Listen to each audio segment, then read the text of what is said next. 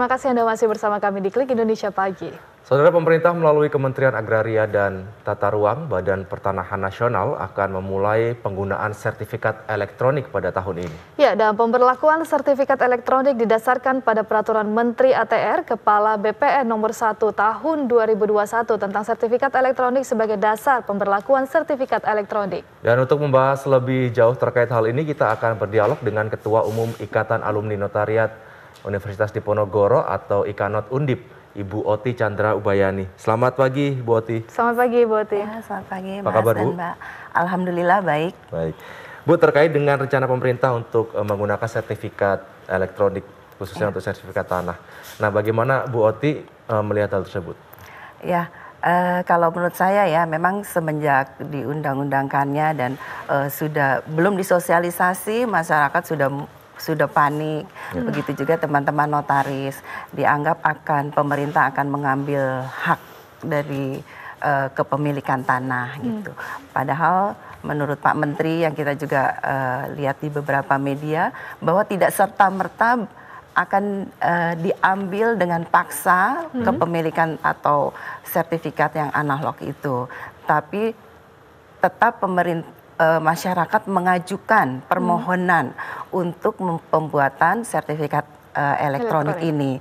Dan sertifikat elektronik ini kalau menurut saya pribadi ya, kadang-kadang kan sekarang ada gempa bumi ya, seperti keluarga saya sendiri itu udah siap satu ransel isinya sertifikat ya kan, yang dia kayaknya harus menempel pada badannya. Betul. Supaya pada waktu ada gempa bumi dan lain sebagainya, hal itu tidak mereka menjadi kehilangan data kepemilikannya. Tapi kalau dengan adanya nanti sertifikat elektronik, siapapun nanti bisa untuk mengakses kepemilikan tanahnya. Jadi tidak bisa juga hal itu akan hilang. Kita sertifikat aslinya hilang, seperti kita hilang kepemilikan tanahnya. Padahal tidak seperti itu. Kalau sudah semuanya serba elektronik, kita juga di negara maju lainnya hal ini sudah bertahun-tahun mereka laksanakan ya, seperti di Amerika. Memang ada kelemahannya yaitu hacker ya, tapi untuk banyak manfaatnya yaitu paperless tentunya.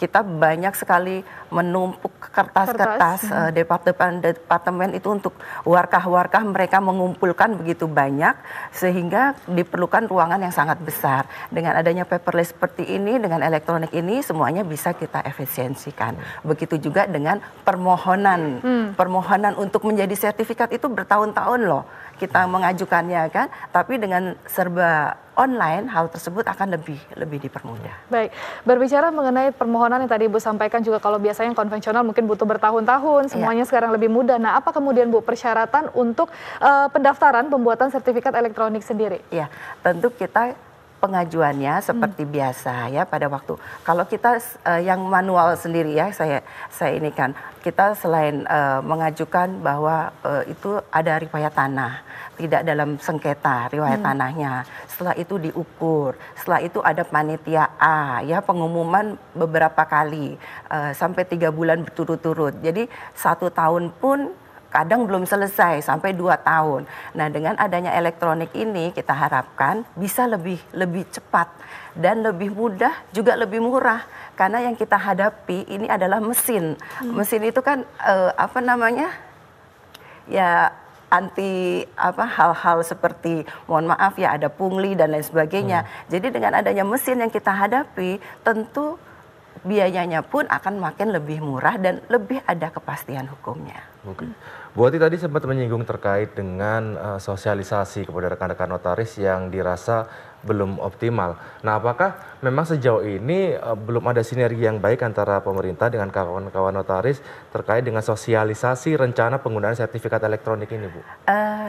Saya lebih lihat larinya lebih kenceng hoaxnya dulu ya daripada sosialisasinya. Jadi belum terjadi sosialisasi, belum terjadi suatu action dari pemerintah, hoaxnya yang keluar udah lebih cepat sehingga banyak masyarakat takut, banyak teman-teman notaris juga, aduh kita jadi kehilangan pekerjaan. Saya bilang no, nggak ada kehilangan pekerjaan. Notaris adalah pekerjaannya membuat akte, ya kan. Jadi pekerjaan notaris sendiri atau PPAT tidak akan kehilangan. Bahkan proses itu kita lebih memperingan pekerjaan notaris atau PPAT. Tapi yang menjadi masalah adalah pembuktiannya, ya. Kita nanti misalnya sudah sertifikat elektronik, kita tetap harus pegang itu filenya, yaitu seperti yang dilegalize, ya. Karena pada waktu ada sengketa, pembuktian asli pun kita pegang, ya, yang sudah dilegalize itu. Kita bisa mempunyai pembuktian bahwa ini tanah kita. Terus ada lagi yang ketakutan, nanti anak-anak kita nggak tahu dong kita punya tanah seperti ini. Kita kalau sudah sertifikat elektronik, kita sebut nama aja sudah ketahuan tanah almarhum ayah ada di mana aja. Jadi nggak akan ada ketakutan-ketakutan seperti itu gitu. Menurut saya sih, bukannya saya ini di negara maju pun kalau kita nggak mengikuti, ya kita akan dilindas oleh zaman. Negara maju sudah lebih dulu menjalankan hal seperti itu dan sudah ada, dan juga sudah ada undang-undangnya, berarti kepastian hukum pun sudah ada. Jadi tidak kita menjadi orang yang betul-betul takut dengan suatu kemajuan yang sekarang sudah 4.0 atau 5.0, kita tetap harus mengikuti, tapi pun rambu-rambunya untuk diri sendiri juga kita harus pegang. Seperti kita pegang kopi yang kita legalize, itu untuk pembuktian apabila ada pihak lain yang menghaki tanah tersebut. Juga kalau ada pengikatan jual beli yang masih dicicil. Nah, itu kan biasanya notaris yang mengamankan sampai mereka lunas, baru sertifikat itu kita berikan kepada pihak pembeli. Tapi kalau dengan adanya sertifikat online ini, kita mungkin harus ada rambu-rambunya juga supaya ketahuan bahwa itu masih ada pembayaran yang belum diselesaikan. Ya, baik. Bu Oti, kemudian apakah kebijakan ini sebetulnya merupakan turunan dari Undang-Undang Omnibus Law bidang agraria, Bu? Betul. Itu Undang-Undang Nomor 11 tahun 2020 tentang Cipta Kerja, ya. Di pasal 147 tentang tanda bukti hak atas tanah, hak milik atas satuan rumah susun, hak pengelolaan dan hak tanggungan, termasuk akte peralihan hak atas tanah dan dokumen lainnya yang berkaitan dengan tanah dapat berbentuk elektronik, ya. Jadi di sini orang bilang nanti kalau elektronik nggak sah dong, nggak otentik dong. Ini udah ada undang-undangnya, ya. Jadi pertanyaan dari banyak teman-teman bisa kita jawab. Dan juga pasal 175.3 yaitu keputusan berbentuk elektronik berkekuatan hukum sama dengan keputusan yang tertulis dan berlaku sejak diterimanya keputusan tersebut oleh pihak yang bersangkutan. Ini juga sebagai payung hukumnya. Dan setelah itu baru Peraturan Menteri Agraria dan Tata Ruang Kepala Badan Pertanahan Nasional Republik Indonesia Nomor 1 Tahun 2021 tentang sertifikat elektronik. Jadi di sini sudah ada undang-undangnya yang menjadi payung hukum, membuat kita mempunyai kepastian hukum tentang sertifikat elektronik. Terbukti yaitu hak tanggungan elektronik sudah berjalan, sudah baik. Pengecekan elektronik sudah baik. Fidusia elektronik sudah baik. Jadi sudah banyak sebelum adanya sertifikat elektronik ini yang sudah dijalankan di Indonesia. Ternyata semuanya alhamdulillah sudah berjalan dengan baik. Baik. Bu, akhir-akhir ini juga kita marak pemberitaan terkait dengan kejahatan seperti pemalsuan dokumen tanah hingga mafia tanah. Apakah Ibu melihat dengan adanya sertifikat elektronik ini bisa menghindarkan masyarakat dari berbagai jenis kejahatan seperti pemalsuan sertifikat tanah hingga mafia tanah, Bu? Ya, betul. Kalau menurut saya ini kan seperti sudah ada asas publisitasnya. Tanah tersebut milik siapa, ya. Karena banyak sekali yang terjadi, banyak tuh di media-media, Anda butuh uang 100 juta, 200 juta, bisa memperoleh uang tersebut dengan jaminan tanah yang tanahnya harganya 5 miliar, 10 miliar. Betul. Gitu. Lalu dia menyerahkan sertifikat tersebut, ya kan.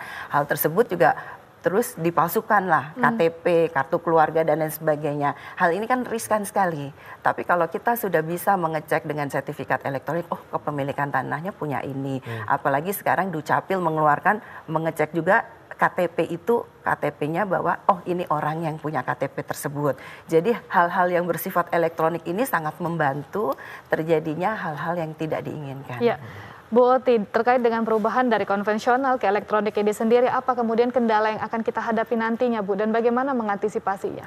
Ya, tentu pemerintah dalam hal ini Pak Menteri juga sudah memikirkan tidak serta-merta di tiap desa ditarik semua sertifikat asli, nanti diganti elektronik. Ini kan yang membuat orang menjadi ketakutan. Terus berapa lagi biaya yang nanti dikeluarkan gitu kan? Wah, kita dalam keadaan pandemi gini sudah susah, ketakutan lagi nanti akan ada biaya lagi untuk supaya berubah menjadi sertifikat elektronik. Jadi pemerintah hal ini melakukan dengan bertahap dan tidak dengan serta-merta mengambil dengan paksa, tapi mereka harus mengajukan permohonan terlebih dahulu ke kantor pertanahan.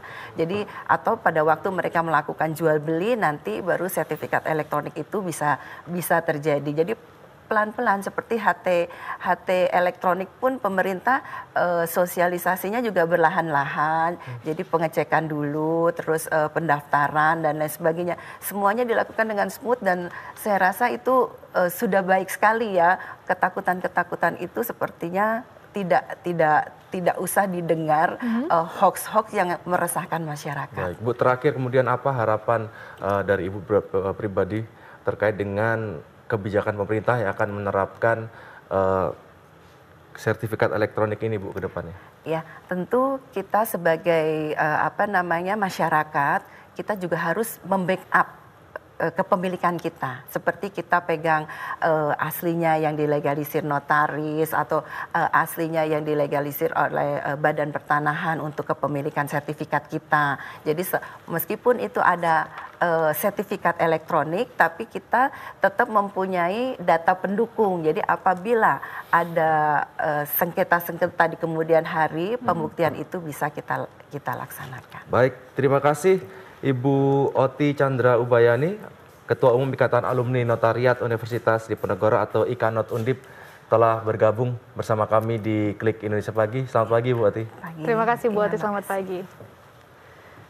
Ya, dan saudara, informasi tadi sekaligus mengakhiri jumpa kita di Klik Indonesia Pagi hari ini, dan tentunya TVRI bersama Satgas Penanganan COVID-19 terus mengimbau Anda untuk menerapkan protokol kesehatan dengan menggunakan masker, menjaga jarak, menghindari kerumunan, mencuci tangan dengan sabun, serta membatasi mobilitas dan interaksi. Akhirnya saya Regina Valeria. Dan saya Yoga Pratama mewakili seluruh kerabat kerja yang bertugas mengucapkan terima kasih atas perhatian dan kebersamaan Anda. Selamat pagi dan sampai jumpa.